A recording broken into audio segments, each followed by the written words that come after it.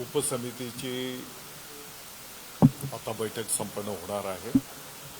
मला वाटतं की माननीय उपसमितीचे अध्यक्ष महोदय विखे पाटील साहेब या संदर्भामध्ये चर्चा झाल्याच्या नंतर आपल्याला माहिती त्या ठिकाणी देतील।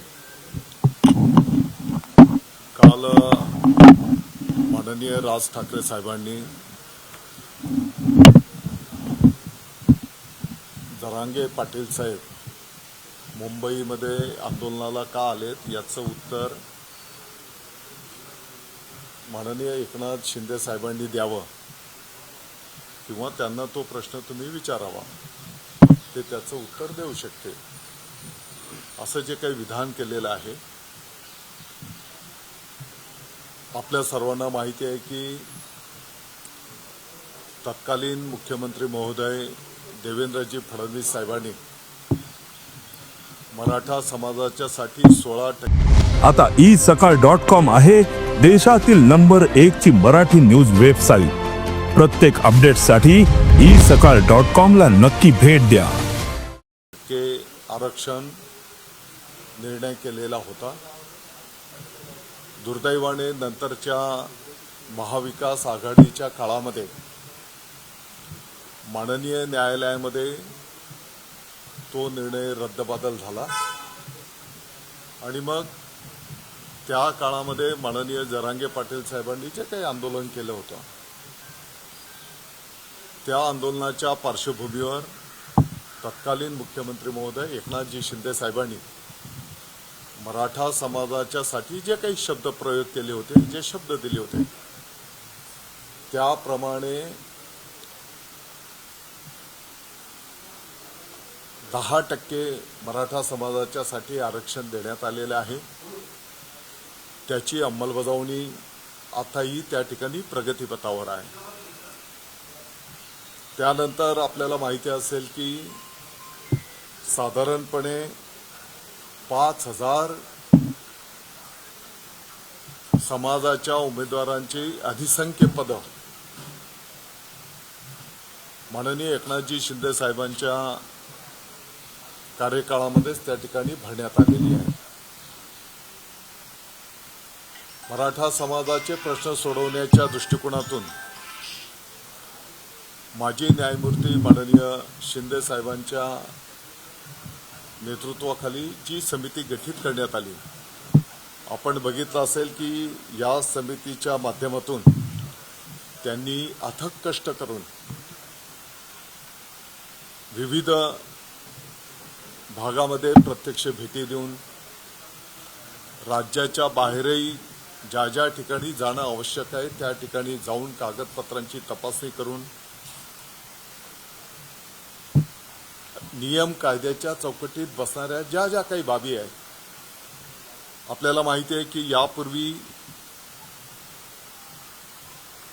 कुणबी म्हणजेच ओबीसी हा दाखला काढण्याच्यासाठी साधारणपणे 13 कागदपत्र वैध धरण्यात येत होती। न्यायमूर्ती शिंदे साहेबांच्या समितीच्या माध्यमातून त्यामध्ये आणखी नवीन 10 पुरावे ग्राह्य धरण्याचा निर्णय त्या ठिकाणी करण्यात आला आणि यामुळे लाखो पात्र लोकांना त्याचा लाभ मिळताना आपण पाहतो आहोत आणि त्यामुळे त्याचे दाखले पण संबंधित लोकांना त्या ठिकाणी मिळालेले आहेत। आपण जर बघितलं असेल तर दुसरी एक मागणी माननीय जरांगे पाटील साहेबांची होती की आंदोलन काळामध्ये ज्यांचं दुर्दैवी निधन झालंय त्या लोकांना त्या ठिकाणी मदत मिळाली पाहिजे, त्यांच्या कुटुंबियांना नोकऱ्या मिळाल्या पाहिजे।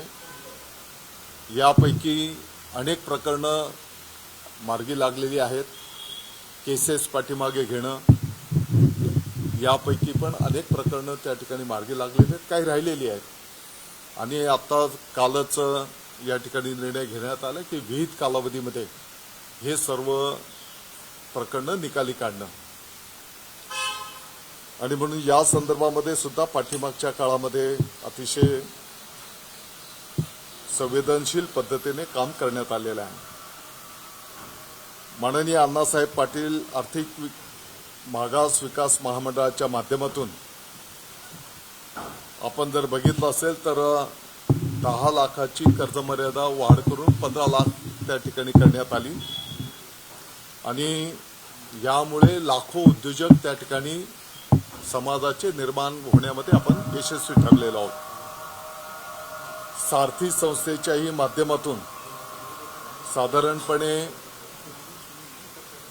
समाजाचा अनेक उमेदवार त्या ठिकाणी MPSC असेल, UPSC असेल या स्पर्धेच्या माध्यमातून समाजाचा टक्का त्या ठिकाणी वाढताना आपण पाहतो आहोत. आणि म्हणून ही जेवढी कामं करणं शक्य होतं तेवढी कामं त्या ठिकाणी माननीय एकनाथजी शिंदे साहेबांच्या कार्यकाळामध्ये त्या ठिकाणी करण्यात आलेली आहेत. आणि इतरही अनेक लहान मोठे विषय समाजाचे प्रश्न सोडवण्याच्यासाठी त्या काळामध्ये पण आणि आताही त्या ठिकाणी शासन सकारात्मक निर्णय करतो आहे. आणि म्हणून मला वाटतं की या सर्व गोष्टींची समाजाला माहिती आहे. आणि म्हणून कालच्या त्यांच्या स्टेटमेंटमुळे उगाच कोणाच्याही मनामध्ये संभ्रम निर्माण होऊ नये आणि म्हणून काल तुम्ही हा प्रश्न विचारला होता त्याचं उत्तर या ठिकाणी मी देतो आहे. परवा मुख्यमंत्र्यांनी एक विधान केलं की या आंदोलनामध्ये रिसोर्सेस कोण देते या सगळ्या गोष्टींची माहिती आमच्याकडे आहे. नितेश राणेंनी तेच विधान केलं. काल संजय राऊतांनी तेच विधान केलं आणि राज ठाकरेंचं पण तेच विधान आलं. नेमका रोख कुणाकडे, कोण रिसोर्सेस पुरवतंय असं वाटतं? याची माहिती माननीय मुख्यमंत्री महोदयांकडे आहे ना. आणि मग जे कोण असतील ते त्यांचं त्या संदर्भातला निर्णय करतील. राज ठाकरे यांचा रोख आहे ना तो शिंदेकडे यासाठी आहे की मुळात या गोष्टीला कुठेतरी शिंदे साहेब हवा देत आहेत असं एक त्यांना म्हणायचं हे संकेत आहेत का? मी असं काही बोलणार नाही. परंतु माझा मुद्दा एवढाच आहे की ही जी काही यादी मी आपल्यासमोर ठेवली हे प्रमुख मुद्दे आहेत. याच्या व्यतिरिक्त अनेक मुद्द्यांवर त्या ठिकाणी कार्य संपन्न झालेलं आहे.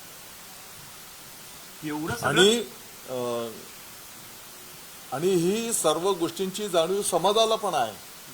प्रत्यक्ष जे काही कामकाज झालेलं आहे ते समाजापर्यंत पोहोचलेलं आहे.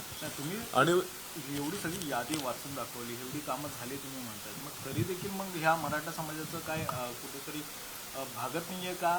नाही, आताच्या घडीला जरांगे पाटील साहेबांच्या ज्या काही मागण्या आहेत त्या आपल्या सर्वांच्या समोर आहेत. त्यांचं म्हणणं आहे की थेट OBC मधून त्यांना त्या ठिकाणी आरक्षण मिळालं पाहिजे. हैदराबाद गॅझेटियर, सातारा गॅझेटियर, आता हे मुद्दे पुढे आलेले आहेत. या सर्व मुद्द्यांवर शिवसेनेची या संदर्भात ते जे म्हणतात की आम्हाला OBCतूनच आरक्षण हवंय, यावर शिवसेनेची भूमिका काय? तुम्ही मला वाटतं की माननीय एकनाथजी शिंदे साहेबांनी या संदर्भातली भूमिका स्पष्टपणे विशद केलेली आहे. मराठा समाजामध्येही अनेक लोक त्यांची आर्थिक परिस्थिती असेल, सामाजिक परिस्थिती असेल, शैक्षणिक परिस्थिती असेल, मागासलेली आहे. आपण बघितलं असेल की त्याही काळामध्ये सर्व शासकीय यंत्रणेला युद्ध पातळीवर कामाला लावून ज्या मुद्द्यावर माननीय सर्वोच्च न्यायालयाने मराठा समाजाला दिलेलं 16% आरक्षण रद्दबातल केलं होतं. कारण त्या काळाच्या सरकारने मराठा समाज मागासलेला आहे हे माननीय न्यायालयामध्ये ते सिद्ध करू शकले नव्हते. आणि म्हणून आपण जर बघितलं असेल की माननीय शिंदे साहेबांच्या नेतृत्वाखालच्या सरकारच्या काळामध्ये सर्व शासकीय यंत्रणेंना युद्ध पातळीवर कामाला लावून त्या संदर्भातला सविस्तर डाटा त्या ठिकाणी गोळा करण्यात आलेला आहे आणि माननीय न्यायालयाच्या समोर तो ठेवण्यात पण आलेला आहे. आणि म्हणून ज्या काही बाबी आपल्याला कायद्याच्या न्यायालयाच्या चौकटीतनं आपल्याला मार्गक्रमण करावं लागेल त्या पद्धतीने त्याही काळामध्ये प्रयत्न केले गेलेले आहेत आणि आताही केले जात आहेत. पण थेट प्रश्न असा आहे की ओबीसी मधून खरं आरक्षण या मराठ्यांना संदर्भामध्ये माननीय एकनाथजी शिंदे साहेबांनी स्पष्ट भूमिका आपल्या सर्वांच्या माध्यमातून समोर ठेवलेली आहे की मराठा समाजामध्ये ज्यांना या गोष्टींची आवश्यकता आहे त्यांना ते मिळालंच पाहिजे, याबद्दल कोणाचंच दुमत असता कामा नये. परंतु ते देत असताना इतर कोणावरही अन्याय होणार नाही ही भूमिका स्पष्ट केलेली आहे. नाही, नाही, परत हा परत निकष- हा याच्यामध्ये निकष शब्दछल करण्याचा विषय निर्माण होत नाही. नाही नाही, प्रश्न असाच होता की निकष ओबीसी पण लावणार हे कसं? म्हणतंय, तुम्ही ओबीसी जसं म्हणतंय म्हणताय, की आम्हाला तुम्ही हे म्हणताय की ज्यांना हवं असेल त्यांना मिळेल किंवा दिलं पाहिजे, त्याचा निकष कसा लावण्यात आला? त्यांची मागणी की सरसकट ओबीसी मधलं आरक्षण दिलं. म्हणून आताच्या घडीला मी जे काही आपल्या समोर मुद्दे ठेवलेले आहेत त्या ठिकाणी आपण बघितलं असेल की 10% ऑलरेडी आरक्षण मराठा समाजाच्यासाठी त्या ठिकाणी ठेवण्यात आलेलं आहे.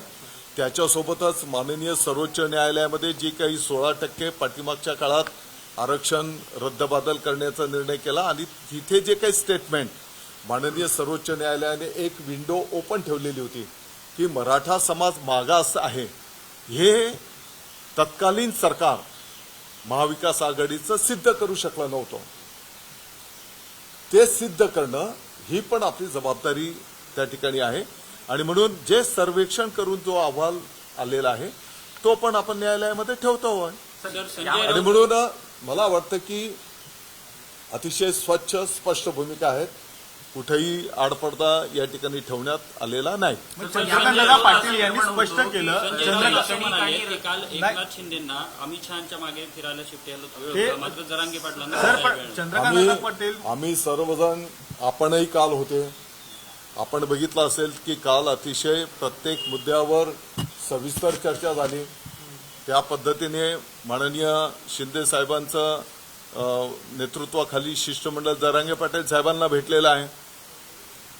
मला वाटतं की तुम्ही जे नावं घेतायत यांच्यासारख्यांनी किती तेल टाकण्याचा प्रयत्न केला तरी सर्वांना सर्व गोष्टी समजत असतात.